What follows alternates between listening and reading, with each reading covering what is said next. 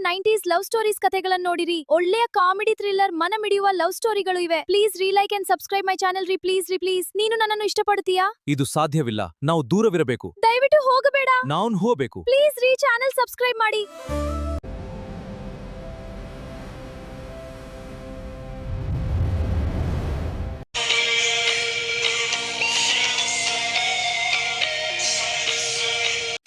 ಹೌದು, ಇವಳು ಇಲ್ಲಿ ಕೆಲಸಕ್ಕೆ ಹೆಂಗೆ ಬಂದ್ಲು?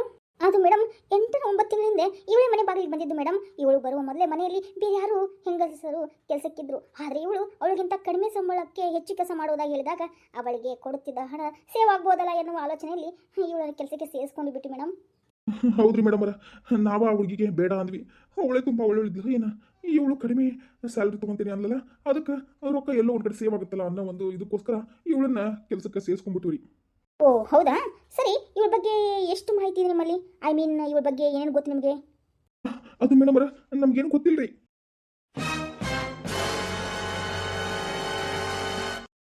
ಅಯ್ಯೋ, ನಿಮ್ಗೇನು ಬುದ್ಧಿ ಇದೆ, ಏನು ರದ್ದಿ ಇದೆ ರೀ? ಸ್ವಲ್ಪ ಜ್ಞಾನ ಬೇಡನ್ರಿ? ಏನೋ ಮನೆಯವ್ರ ಕೆಲಸದ ರೊಕ್ಕ ಉಳಿಸ್ಬೇಕಂತ ಉಳಿತಾಯ ಮಾಡೋ ಸಲುವಾಗಿ ಹಿಂದೆ ಮುಂದೆ ಯೋಚನೆ ಮಾಡದೆ ವಿಚಾರಿಸದೆ ಇವಳನ್ನ ಕರೆಸ್ಕೊಂಡು ಕೆಲಸಕ್ಕೆ ಸೇರಿಸ್ಕೊಂಡಿರೋದು ಅಲ್ಲ? ಚೆನ್ನಾಗಿದೆ ಬಿಡಿ ನಿಮ್ಮ ಉಳಿತಾಯ.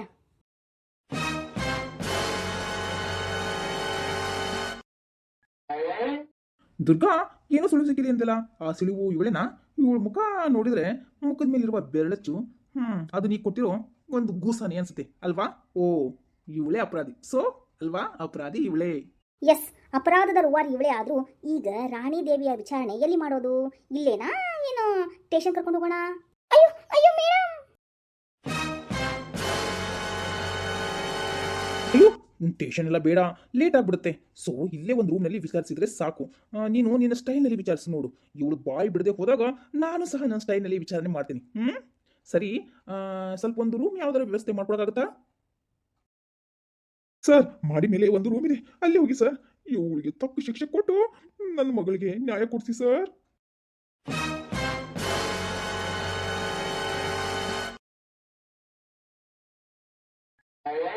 ಹಲೋ ರಾಣಿ, ನಿನ್ನ ಮಗ ಎಲ್ಲಿದ್ದಾನೆ?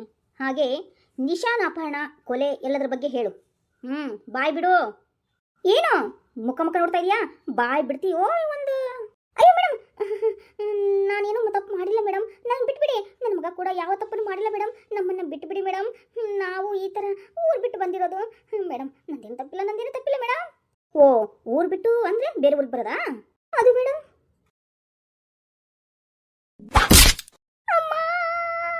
ಓ, ರಾಣಿ ದೇವಿಗೆ ನೋವಾಯ್ತಾ? ಅವಳು ನಿನ್ನೊಂದಿಗೆ ಸಮಾಧಾನದಿಂದ ಮಾತನಾಡುತ್ತಿದ್ದಾಳೆ ಎನ್ನೋ ಕಾರಣಕ್ಕೆ ಸತ್ಯ ಹೇಳ್ತಾ ಇಲ್ವಾ ನೀನು? ಅವಳ ಬಗ್ಗೆ ಇನ್ನೂ ಗೊತ್ತಿಲ್ಲ ಸರಿಯಾಗಿ ನಿನಗೆ ಅಲ್ವಾ? ಅವಳು ಶಾಂತವಾಗಿ ಮಾತನಾಡುತ್ತಿದ್ದಾಳೆ ಅಂದ್ರೆ ಅವಳ ಒಳಗೆ ಕೋಪಾಗ್ನಿ ಪರ್ವತವಾಗಿ ಕುದಿತಿದೆ ಎಂದೇ ಅರ್ಥ. ಯಾವಾಗ ಅದು ನಿನ್ನ ಮೇಲೆ ಸ್ಫೋಟಿಸುತ್ತೋ ಗೊತ್ತಿಲ್ಲ. ಅದಕ್ಕೇನೆ ಮೊದಲೇ ಬಾಯ್ ಬಿಡು.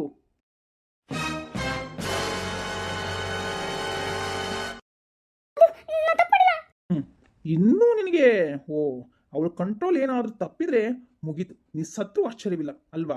ಹೇಳು, ಇಲ್ಲಿಗೆ ನಿನ್ನ ಸಾಯಿಸಿ ಇಲ್ಲಿಗೆ ಕೇಸ್ನ ಕ್ಲೋಸ್ ಮಾಡ್ಬಿಡೋಣ. ಆಸೆ ಇದ್ರೆ ಸತ್ಯ ಹೇಳ್ಬಿಡು. ನೀನೇನಾದ್ರೂ ನಾನು ಸತ್ಯವನ್ನೇ ಹೇಳ್ತಾ ಇರೋದು, ನಿನ್ನ ನಂಬೋದಿಲ್ಲ ಅಂದ್ರೆ ನಾನೇನು ಮಾಡಲಿ ಎಂದು ಮಾತೇನಾದ್ರೂ ಆಡಿದ್ರೆ ನಿನ್ನ ಏನ್ ಮಾಡ್ತೀನೋ ಗೊತ್ತಿಲ್ಲ. ಬೊಗಳೇ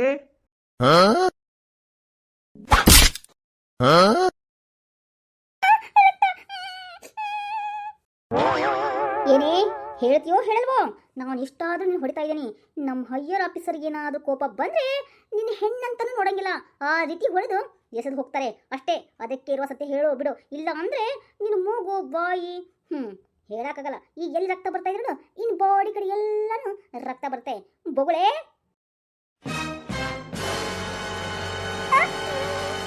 ಸರ್, ನಮ್ಮದು ಕೇರಳ ತಮಿಳುನಾಡು ಬಾರ್ಡರ್ ಸರ್. ಅದೊಂದು ಪುಟ್ಟ ಊರು ಸರ್. ನಾವು 4 ಮನೆಯವರು ಒಟ್ಟಿಗೆ ಇರ್ತೀವಿ ಸರ್. ನಾನು, ನನ್ನ ಮಗ, ನಮ್ಮ ಅಣ್ಣ, ನಮ್ಮ ಅತ್ತಿಗೆ ಮತ್ತವ್ರ ಮಕ್ಕಳು ಸರ್, ನಮ್ಮ ಅಕ್ಕ ಬಾವ ಮತ್ತವ್ರ ಮಗ. ನಾವು ಇಂಥದ್ದೇ ಎಲ್ಲವನ್ನು ಒಟ್ಟಿಗೆ ಇರೋ ಸರ್. ನಾವೆಲ್ಲರೂ ಸೇರಿ ಇಂಥ ಕಸಬನ್ನೇ ಮಾಡೋದು ಸರ್.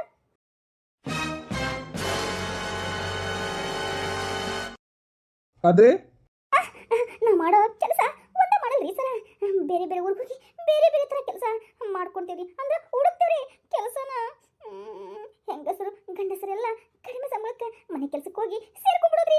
ಆಮೇಲೆ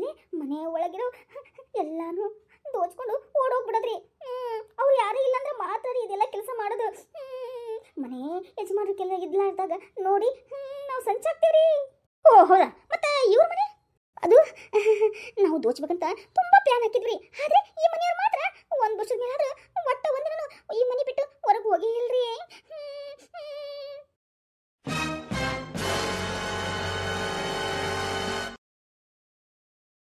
ಮುಂದೇನ್ ಮಾಡ್ತೀರಿ? ಅದು ಮನೆಯೆಲ್ಲ ದೋಚಿ ಈ ಊರ್ನ ಬಿಟ್ಟು ಹೋಗ್ಬಿಡ್ತಾರಿ. ಮತ್ತೆ ಒಳ್ಳೆ 1 ವರ್ಷ ಆಗೋವರೆಗೂ ಈ ಊರಿನ ಕಡೆ ತಲೆನ ಹಾಕದಿಲ್ರಿ. ಆ ವಸ್ತುಗಳು ಮಾರಿ ಬಂದ ಹಣದಿಂದ ಜಮ್ ಅಂತಂದು ಜೀವನ ನಡೆಸ್ತೀವ್ರಿ. ಅದೇ ರೀತಿ ಎಂದುಕೊಂಡು ಈ ಮನೆಗೆ ಕೆಲ್ಸಕ್ಕೆ ಸೇರಿದ್ರಿ ಮೇಡಮರ. ಆದ್ರೆ ಊರಿಗೆ ಹೋದಾಗ ನನ್ನ ಕಡೆಯವ್ರು ಕರೆಸಿ ಮನೆಯಲ್ಲಿ ಕಳ್ತನ ಮಾಡಬೇಕು ಎಂದುಕೊಂಡಿವ್ರಿ. ಆದ್ರೆ ಇವರು 1 ವರ್ಷ 12 ತಿಂಗಳು ಆದ್ರೂ 12 ತಿಂಗಳು ಅಯ್ಯೋ 1 ವರ್ಷ ಆದ್ರೂ ಕೂಡ ಇವರು ಎಲ್ಲಿ ಹೊರಗಡೆ ಹೋಗೇ ಇಲ್ರಿ ಮನೆ ಬಿಟ್ಟು. ಅದಕ್ಕೆ ಈ ಮನೆ ಕಳ್ತನ ಮಾಡೋಕ್ಕಾಗಲಿಲ್ಲ. ಹಾ ಮುಂದೆ ಹೇಳು, ಈ ಕೊಲೆ ಹೇಗ್ ಮಾಡಿದ್ರಿ? ಹೌದಾ? ಹಾಗಾದ್ರೆ ಮುಂದೆ ಹೇಳು. ಅದು ನಾನು ನನ್ನ ಗುಂಪಿನವರ ಜೊತೆ ಅದನ್ನು ಹೇಳ್ತಾ ಕೆಲಸ ಗಿಟ್ಟಿಸ್ಕೊಳ್ಳುವ ಸಲುವಾಗಿ ಕಡಿಮೆ ಸಂಬಳ ಕೊಟ್ಟರು ಪರವಾಗಿಲ್ಲ ಎಂದು ಸೇರಿಸ್ಕೊಂಡ್ಬಿಡ್ತೀವ್ರಿ ಈ ಮನೆನ. ಈ ಸೇರ್ಕೊಂಡ ಮನೆಯವರು ನಮಗೆ ಬೆಳಿಗ್ಗೆಯಿಂದ ರಾತ್ರಿವರೆಗೂ ಸೋಪ ಇರುತ್ತಲ್ರಿ, ಅದು ಸೋಪು ಅದು ಹೆಂಗೆ ಸವಿತಿದ್ದೋ ಹಂಗೆ ಸವಿಸ್ತಾರಿ. ಆ ಕೆಲಸ ಮಾಡು, ಈ ಕೆಲಸ ಮಾಡು, ಇದನ್ನ ತೆಗಿ, ಅದನ್ನ ತೊಳಿ, ಇದನ್ನ ಬೆಳಿ ಅಂತ ಹಿಂಗೆ ಟಾರ್ಚರ್ ಕೊಡ್ತಾ ಇದ್ರಿ. ಅದಕ್ಕೆ ನಾನು ನಮ್ಮ ಮನೆಯವ್ರಿಗೆ ಹೇಳಿದೆ, ಬೇಡಪ್ಪ ಈ ಕೆಲಸದ ಮನೆ ಕೆಲಸಕ್ಕೆ ಸವಾಸರ ಬೇಡ, ನಾನು ಸಾಕಾಗ್ಬಿಡ್ತೈತಿ, ಈ ಕೆಲಸ ನಾನು ಬಿಟ್ಟು ಬಿಡ್ತೀನಿ ಅಂತ ಹೇಳಿದ್ನಿ. ಅದಕ್ಕೆ ಬೊಗಳೆ ಅದಕ್ರಿ ನನ್ನ ಅಣ್ಣನ ಮಗ ಅದನಲ್ರಿ ಅವ ಹೇಳಿದ್ರಿ. ಹಾಗಾದ್ರೆ ನಾನು ಕೆಲಸ ಮಾಡೋಣ, ಹೇಗೂ ಆ ಮನೆಯಲ್ಲಿ ಮಕ್ಕಳಿದ್ದಾರಲ್ಲ ಅವರನ್ನ ಕಿಡ್ನಾಪ್ ಮಾಡ್ಬಿಡೋಣ, ಕಿಡ್ನಾಪ್ ಮಾಡಿ ಹಣಕ್ಕೆ ಬೇಡಿಕೆ ಇಟ್ಟಂಗಿರುತ್ತೆ ಅಂತ ಪ್ಲಾನ್ ಹಾಕಿದ್ರಿ.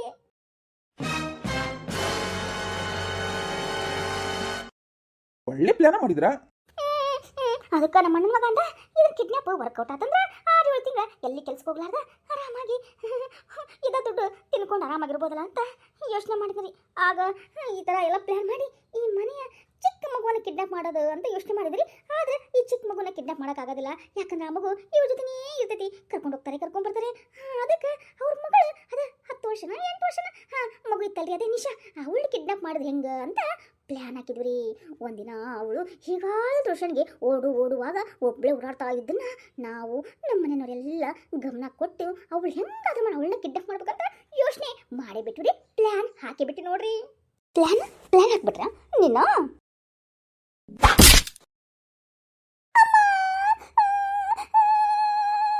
ಏನು ಪ್ಲಾನ್ ಹಾಕಿದ್ರೆ? ಏನ್ ದೊಡ್ಡ ಸ್ಕೆಚ್ ಹಾಕಿದ್ರು? ಆ ಮಗುನ್ ಕೊಲ್ಲೋ ಸ್ಕೆಚ್. ಬೊಗಳೆ ಅದು ಅವಳು ಹೇಗಾದ್ರೂ ಟ್ಯೂಷನ್ಗೆ ಓಡಾಡುವಾಗ ಒಬ್ಬಳೇ ಓಡಾಡ್ತಾಳ್ರಿ, ಅದನ್ನ ಅನುಕೂಲ ಮಾಡಿಕೊಂಡು. ಆದರೆ ಸೈಕಲ್ನಲ್ಲಿ ಓಡಾಡುವಾಗ ಅವಳನ್ನ ಕರೆದುಕೊಂಡು ಹೋಗೋಕ್ಕಾಗೋದಿಲ್ಲ ಅಂತ ಅದಕ್ಕೆ ನಾವೇ ಸೈಕಲ್ನ ರಿಪೇರಿ ಮಾಡಿ ಅವಳು ನಡೆದುಕೊಂಡು ಓಡಾಡೋ ಹಾಗೆ ಮಾಡಿದ್ರಿ. ದುರ್ಗಾ, ಒಂದು ಬುಲೆಟ್ ಇಟ್ಟು ಬಾಯಲ್ಲಿ ಢಮ್ ಅಂತ ಆರಿಸ್ಬಿಡು. ಇವಳು ಈ ಥರ ಬೇಜಾರಾಗಿ ಮಾತಾಡೋದು ನನಗೆ ಇಷ್ಟ ಆಗ್ತಾ ಇಲ್ಲ. ನೇರವಾಗಿ ದಿಟ್ಟವಾಗಿ ಹೇಳ್ತಾಳೋ ಇಲ್ಲ ಕೇಳೋಳಿಗೆ. ಏನೇ ಬೊಗಳು? ಅದಕ್ಕೆ ನಾವೇ ಸೈಕಲ್ ರಿಪೇರಿ ಮಾಡಿ ಅವಳು ನಡೆದುಕೊಂಡು ಓಡಾಡುವ ಹಾಗೆ ಮಾಡಿ ಅವಳೊಂದಿಗೆ ಮಾತನಾಡುತ್ತಾ ಮೆಲ್ಲಗೆ ನಮ್ಮ ಸ್ಥಳಕ್ಕೆ ಕರೆದುಕೊಂಡು ಬಂದರೆ ಆಯಿತು. ಪರಿಚಯವಿಲ್ಲದ ಜೊತೆ ಮಕ್ಕಳು ಬರೋದಿಲ್ಲ. ಆದರೆ ನನ್ನ ಮಗ ಅದೇ ಪ್ರಕಾಶ್ ಪರಿಚಯ ಇರೋದ್ರಿಂದ ಅವಳನ್ನ ಕರೆದ್ರೆ ಖಂಡಿತ ನಿಶಾ ಬಂದೇ ಬರ್ತಾಳೆ ಅಂತ ನಮ್ಗೆ ಆಲೋಚನೆ ಇತ್ತು. ಅದಕ್ಕೆ ಅದೇ ರೀತಿ ಪ್ಲ್ಯಾನ್ ಮಾಡಿದ್ರಿ. ಫೋನ್ ಮಾಡಿ ದೊಡ್ಡ ಮಟ್ಟದ ಬೇಡಿಕೆ ಇಟ್ಟು ನಂತರ ಆ ಮಗುವನ್ನು ಒಪ್ಪಿಸಿ ಹಣ ಪಡೆದುಕೊಂಡು ಆಮೇಲೆ ಇಲ್ಲಿಂದ ಊರೇ ಬಿಟ್ಟು ಹೋಗೋಣ ಅಂತ ಪೂರ್ವ ಯೋಜನೆ ಅಲ್ಲದ ಯೋಜನೆ ಸಿದ್ಧತೆ ಅದೇ ರೀ ಮೇಡಮ್. ಅಯ್ಯೋ ಈ ಥರ ಟೆಕ್ನಿಕ್, ಅಯ್ಯೋ ಮೇಡಮ್ ಪ್ಲಾನ್ ಹಾಕಿದ್ರಿ. ದುರ್ಗಾ, ಇವಳು ಬಾಯಿ ಬುಲೆಟ್ ಇಟ್ಟು ಉಡಾಯಿಸ್ಬಿಡು. ಇವಳು ಮಾತು ಕೇಳಕ್ ನನಗೆ ಒಂಥರ ಹಿರಿಟೇಟ್ ಆಗುತ್ತೆ.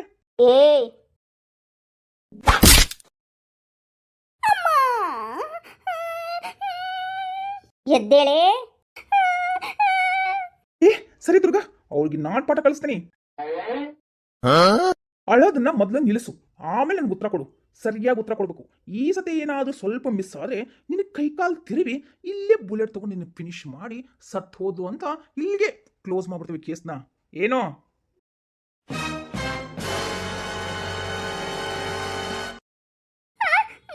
ಇಲ್ಲ ರೀ ಸರ್, ನಾವು ಯೋಜನೆ ಮಾಡ್ದಂಗನ ನನ್ನ ಮಗ ಪ್ರಕಾಶ್ ಮನೆಗೆ ಬಂದು ನಿಶಾನ ಸೈಕಲ್ನ ರಿಪೇರಿ ಮಾಡ್ದ. ಮೊದಲ ದಿನ ನಿಶಾ ನಡೆದುಕೊಂಡು ನೆಟ್ಟಿಗೆನೆ ಮನೆಗೆ ಬಂದ್ರಿ. ಆದರೆ 2ನೇ ದಿನ ಅವಳು ಮನೆಗೆ ಬರುವಾಗ ನನ್ನ ಮಗ ಪ್ರಕಾಶ್ ನಿಶಾಶ್ನ ಮಾತನಾಡಿಸುತ್ತಾ ಬಾ ನಿಶಾ ಐಸ್ ಕ್ರೀಮ್ ಕೊಡಿಸ್ತೀನಿ ಅಂತ ಹೇಳಿ ಕರ್ಕೊಂಡು ಹೋದ್ನ. ಪರಿಚಯ ಅಲ್ವಾ ಅಣ್ಣ ಅಲ್ವಾ ಅಂತಂದು ಅದ ಕಾರಣಕ್ಕೆ ನಿಶಾ ಕೂಡ ನನ್ನ ಮಗನ ಜೊತೆ ಬಂದ್ಬಿಟ್ಲರಿ. ಹಾಗೆ ಅವನು ನೇರವಾಗಿ ಅವಳನ್ನ ನಮ್ಮ ಮನೆಯ ಬಳಿ ಕರೆದುಕೊಂಡು ಬಂದಿದ್ದಾನ್ರಿ. ಸ್ವಲ್ಪ ಹೊತ್ತು ಸುಮ್ಮನಿದ್ದ ನಿಶಾ ನಂತರ ಮನೆಗೆ ಹೋಗ್ಬೇಕು ಅಂತ ಹಠ ಮಾಡಕತ್ಲು. ಆಮೇಲೆ ಏನು ತೋಚದೆ ಇದ್ದಾಗ ನನ್ನ ಮಗ ಅದನಲ್ರಿ ಅವನು ಆಕಿನ ಕಟ್ಟಿ ಹಾಕ್ಬಿಟ್ಟ.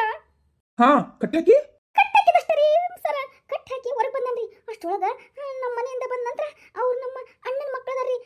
ಅದ ನಮ್ಮ ಅಕ್ಕನ ಮಗ, ಅವರಿಬ್ರು ನಮ್ಮ ಅಣ್ಣನ ಮಗ ಮತ್ತು ನಮ್ಮ ಅಕ್ಕನ ಮಗ ಇಬ್ರು ಮತ್ತು ಅವ್ರು ಒಳಗೆ ಬಂದ್ರ ಇವನು ಹೊರಗೆ ಬಂದನ್ರಿ.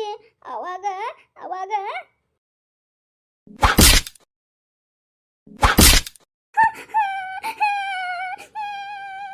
ಹೇಳು ಮುಂದೆ. ಅದು ಅದು ಅವನು ಮನೆಯಿಂದ ಹೊರಗೆ ಬಂದನ್ರಿ ನನ್ನ ಮಗ. ನನ್ನ ಅಣ್ಣನ ಮಗ ಮತ್ತು ನನ್ನ ಅಕ್ಕನ ಮಗ ಇಬ್ಬರು ಮನೆಗೆ ಬಂದಿದ್ದಾರೆ. ಬರುವಾಗಲೇ ಚೆನ್ನಾಗಿ ಕುಡಿದು ಬಂದಿದ್ದಾರೆ. ಅಷ್ಟೇ ಅಲ್ಲ ಸರ್, ಅವರು ಗಾಂಜಾ ಗಿರಾಕಿಗಳು ಅವರಿಬ್ಬರು ಅಳುತ್ತಿದ್ದ ನಿಶಾರನ್ನ ಗದ್ದಿಸಿದ್ದಾರೆ. ಅದೇ ಅಳಕೋಬೇಡ ಅಂತ ಆ ಮಗು ಅವರಿಗೆಲ್ಲ ಜೋರು ಮಾಡ್ತಾ ನನ್ನನ್ನು ಬಿಟ್ಟರೆ ಸರಿ, ಇಲ್ಲವಾದ್ರೆ ನಾನು ನಮ್ಮ ಡ್ಯಾಡಿಗೆ ಹೇಳ್ಬಿಡ್ತೀನಿ, ನಿಮ್ಮ ಪೊಲೀಸ್ಗೆ ಹೇಳ್ಬಿಡ್ತೀನಿ, ನಿಮ್ಮನ್ನು ಜೈಲಿಗೆ ಹಾಕಿಸ್ಬಿಡ್ತೀನಿ ಅಂತೆಲ್ಲ ಹೇಳಾಡ್ರೇಕಿ ಗಲಾಟೆ ಮಾಡಿದ್ದಕ್ಕೆ ಅವರಿಬ್ಬರಿಗೆ ನಶೆ ನೆತ್ತಿಗೆ ಬಿಡ್ತೀರಿ. ಆ ನಶೆಯಲ್ಲಿ ಅವರು ಆ ಮಗುವನ್ನ ಚೆನ್ನಾಗಿ ಹಿಂಸಿಸ್ಯಾರ್ರಿ. ಆಮೇಲೆ ಅವ್ರ ಮೇಲೆ ಅತ್ಯಾಚಾರ ಮಾಡಿದಾರೆ. ಮಗು ಕಿರುಚಿಕೊಂಡು ಅಲ್ಲಿಂದ ಓಡೋ ಪ್ರಯತ್ನ ಮಾಡಿದಾಗ ಮಗುವಿನ ತಲೆಗೆ ಹೊಡೆದು ಮಗುವನ್ನು ಉಸಿರುಗಟ್ಟಿಸಿ